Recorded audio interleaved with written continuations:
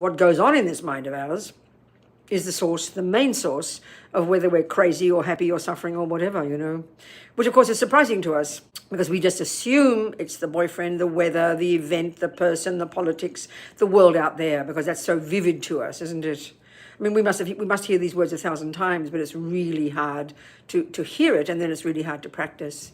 So why would we decide to think that what goes on in our mind plays the most powerful role in our lives more than the outside world? Why is that advantageous to us?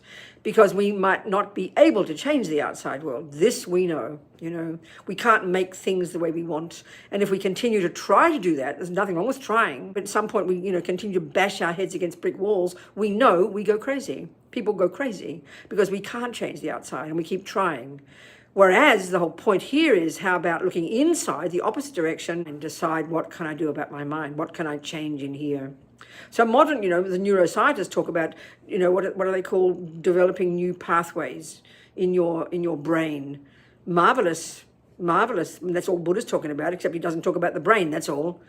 Or even the cognitive therapists, the cognitive behavioral therapists, they talk about the same thing. By changing your thoughts, you eventually change the way you behave, and therefore you change the way your life is. That's all Buddha's been talking about, quietly, in his own style, for 2,500 years. So whatever techniques we use, I don't care, Stand on your head if you like. If that works, if it helps you change your mind, go for it. The idea is to become familiar with what's in the mind, to hear the cognitive stories, to hear the conceptual stories, to hear the script.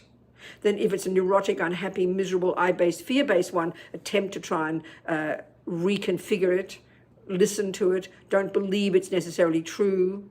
Or then also try to develop positive thoughts, positive stories, a positive script. In essence, this is the job,